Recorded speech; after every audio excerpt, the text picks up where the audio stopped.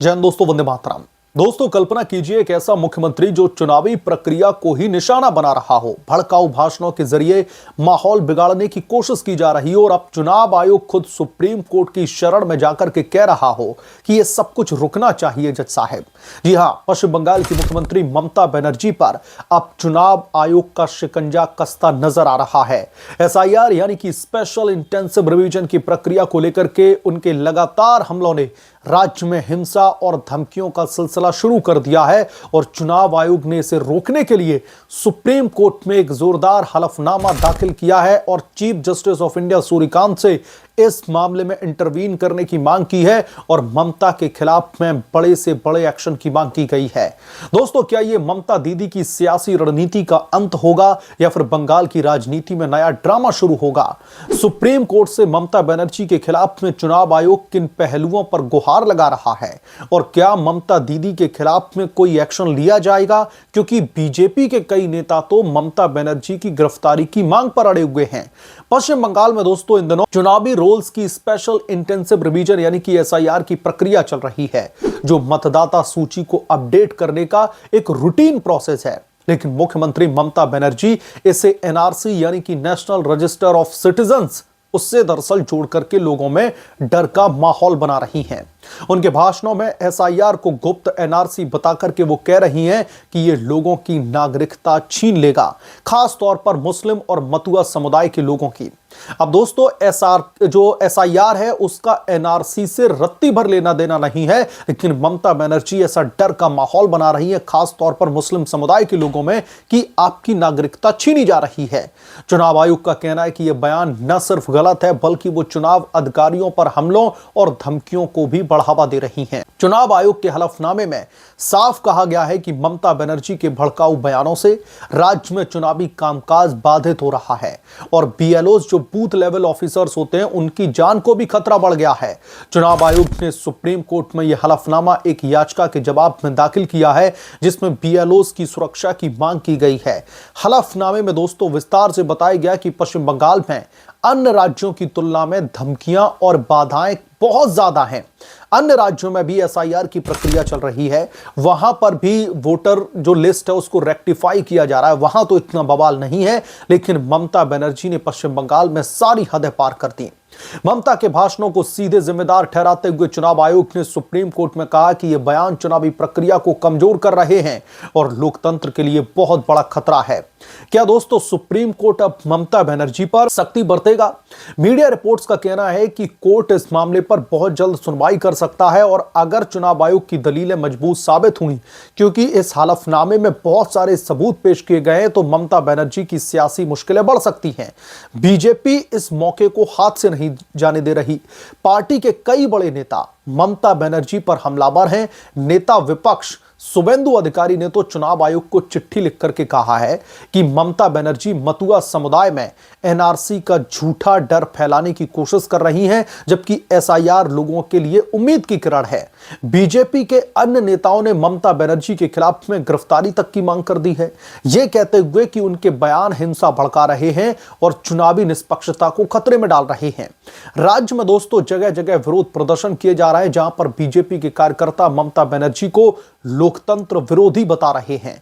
ममता बनर्जी की तरफ से क्या जवाब आ रहा है? वो लगातार केंद्र सरकार पर हमला बोल रही हैं, एसआईआर को बीजेपी की साजिश बता रही हैं। उनके समर्थन कहते हैं कि यह प्रक्रिया गरीबों और अल्पसंख्यकों को निशाना बना रही है और ममता बनर्जी सिर्फ लोगों की आवाज उठा रही है। लेकिन दोस्तों, चुनाव आयोग ने जो सुप्रीम कोर्ट में हलफनामा दाखिल किया है, उनका हलफनामा इस दावे को सिरे से खारिज करता है, यह कहते हुए कि एसआईआर एक पारदर्शी प्रक्रिया है जो सभी राज्यों में चलती है।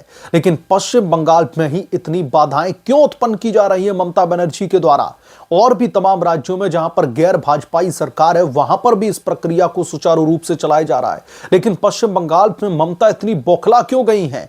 यह मामला दोस्तों सिर्फ चुनावी रिवीजन का नहीं बल्कि संघीय ढांचे और राजनीतिक स्वतंत्रता का भी है। अगर सुप्रीम कोर्ट चुनाव आयोग के पक्ष में फैसला देता है तो ममता बनर्जी को अपने भाषणों पर लगाम लगानी पड़ सकती है। क्या यह बंगाल चुनाव से पहले की बड़ी साजिश है या फिर वाकई में लोकतंत्र की रक्षा?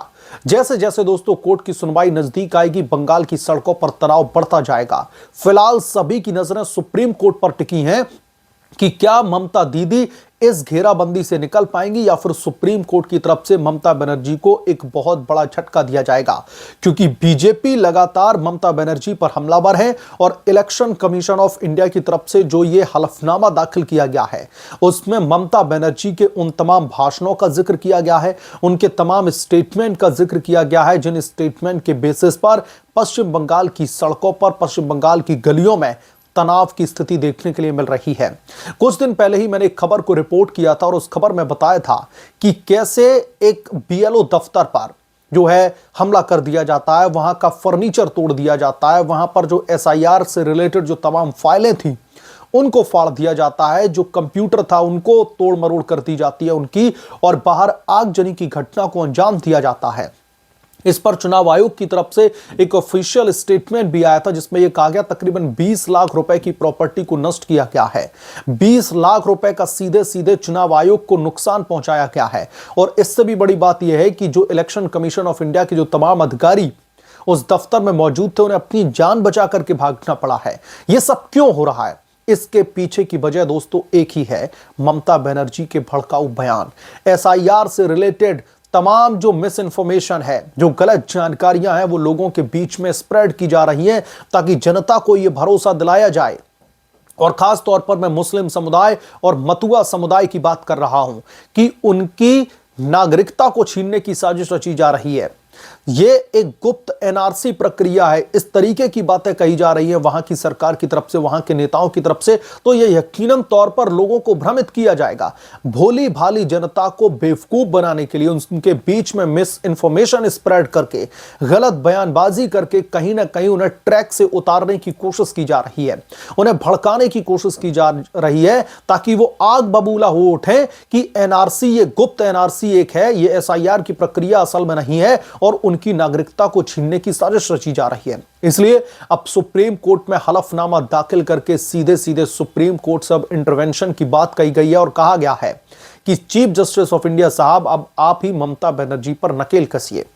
दोस्तों पश्चिम बंगाल की सियासी तस्वीर भी बेहद ही दिलचस्प है। आप लोग समझिए, कोलकाता हाई कोर्ट की एक बेंच का उद्घाटन हो रहा था। उस उद्घाटन समारोह में खुद chief justice of India Suryakant भी पहुंचे थे और वहां पर ममता बनर्जी भी मौजूद थी। वहां पर ममता बनर्जी सीजेआई सूर्यकांत के सामने हाथ जोड़ करके ये गुहार लगाती हैं कि सूर्यकांत साहब, आप तो सर्वोच्च पद पर बैठे हुए न्यायालय के, अब आपकी जिम्मेदारी है कि इस देश में लोकतंत्र को बचाया जाए, इन्वेस्टिगेटिव एजेंसीज के बेजा इस्तेमाल को रोका जाए, हमारी लोकतांत्रिक व्यवस्था चरमरा रही है उसको जो है कैसे जीवित किया जाए, ये आप कुछ करिए सूर्यकांत साहब। लेकिन वहीं अगले ही पल ममता बनर्जी की तरफ से जो ये सब कुछ पश्चिम बंगाल में जो एक पटकथा रची जा रही है, जो उनकी तरफ से स्टेटमेंट दिए जा रहे हैं जिसकी वजह से पश्चिम बंगाल में तनाव की स्थिति लगातार बढ़ती चली जा रही है, उनके इन स्टेटमेंट का और सूर्यकांत से लोकतंत्र की रक्षा करने की गुहार का मुझे लगता है कि दूर दूर तक कुछ भी लेना देना नहीं है। ये एक दूसरे के जस्ट अपोजिट हैं। जब सूर्यकांत के सामने आओ तो हाथ जोड़ करके कहने लगो कि लोकतंत्र को बचाइए, लेकिन जब सूर्यकांत साहब वहां से चले जाएं और उससे पहले भी आपकी तरफ से जो स्टेटमेंट दिए गए, जो धरने दिए गए, खास तौर पर मैं एसआईआर की प्रक्रिया की ही बात कर रहा हूं यहां पर, जब से एसआईआर की प्रक्रिया पश्चिम बंगाल में दाखिल हुई है, जब से इसकी शुरुआत हुई है, ममता बनर्जी ने इसके विरोध की चरम सीमा को पार कर दिया है। ममता बनर्जी ने इसके विरोध में ऐसे ऐसे हथकंडे अपनाए हैं कि दूसरे राज्यों के जो विपक्षी दल हैं या कोई भी राजनीतिक दल हो, उन तक को हैरानी यह हो रही है कि ममता बनर्जी इस एसआईआर की प्रक्रिया के पीछे हाथ धोकर के क्यों पड़ी हुई हैं। इसकी वजह एक ही है और वजह है ममता बनर्जी का राजनीतिक किला डगमगा रहा है। अभिषेक बनर्जी से लेकर के ममता बनर्जी तक सब बौखलाए हुए हैं इस प्रक्रिया की वजह से, क्योंकि जो 50 लाख वोटरों का नाम काटा गया है और खास तौर पर ममता बनर्जी की सीट भी इसमें भवानीपुर शामिल है, वहां से भी बड़े लोगों की, बड़े नामों की छटनी की गई है बड़े पैमाने पर। तो यह बौखलाहट नहीं तो और क्या है।